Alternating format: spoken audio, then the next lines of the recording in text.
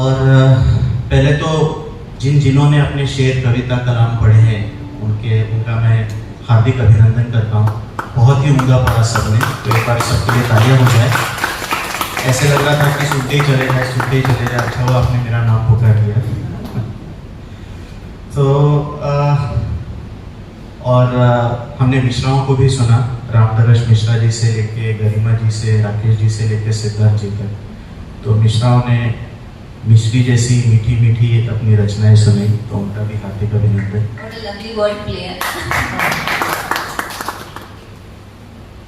तो मेरा नाम है सुबोध, सभी को मेरा नमस्कार। मैं पेशे से सलाहकार, हसरतों से कलाकार। और मुझे यहाँ मौका देने के लिए गरिमा जी का अत्यंत आभार।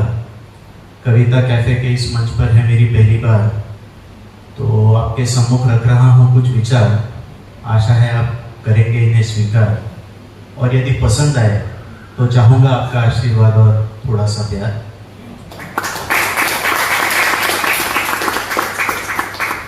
तो मसला ये है कि जो लोग मुझे जानते हैं, कुछ हद तक पहचानते हैं, अक्सर ये शिकायत करते हैं कि मैं बहुत कम बोलता हूँ, दिल के राज बड़ी मुश्किल से खोलता हूँ। तो एक कविता प्रस्तुत कर रहा हूँ जिसके द्वारा खुद को आपके समक्ष रख रहा हूँ। ये कविता खामोश परिंदों की दास्तान भी है, जो केवल अपने शब्दों से नहीं तो अपने हौसलों से भी अपनी उड़ान भरते हैं। तो कहीं ना कहीं ये आज के थीम से भी रिलेट करता है। कविता का शीर्षक है मैं हूं। शाहरुख खान का मैं हूं ना था, मेरा वाला मैं हूं है। कई आतिशों को सीने में जलाए रखा है, कई आतिशों को सीने में जलाए रखा है, कुछ ख्वाहिशों को दिल में संजोए रखा है। होश में खामोश रहना पसंद करता हूँ, होश में खामोश रहना पसंद करता हूँ, मगर मेरे होश को मेरा मिजाज न समझ, मेरे होश को मेरा मिजाज मत समझ, जोश को अभी पहलू में दबाए रखा है। अक्सर ये जोश निराशा के अंधेरे को चीर कर निकलता है, अक्सर ये जोश निराशा के अंधेरे को चीर कर निकलता है। मन के क्षितिज पर तब उत्साह का नया सूरज उभरता है। निश्चय का पंछी लक्ष्य की ओर एक नई उड़ान भरता है। पंख पसारे गगन को सारे आगोश में भर लेता है। और तब ये गगन मेरा, ये धरा मेरी, ये अस्तित्व मेरा सा लगता है। इसी अस्तित्व को बड़े जतन से यतन कर रखा है।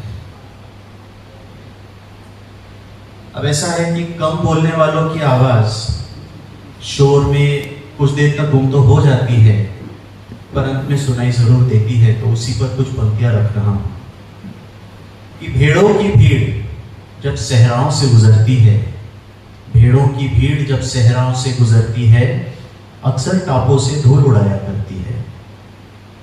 जो धूल छटे तो गौर से देखना, मेरे कदमों के निशान को जमीन ने अब तक संभाले रखा है, मेरे कदमों के निशान को जमीन ने अब तक संभाले रखा है। मैं लिखता हूँ, बोलता हूँ, लोगों से भी मिलता हूँ, और आईना जब अक्स दिखाता है तब खुद ही से रूबरू होता हूँ।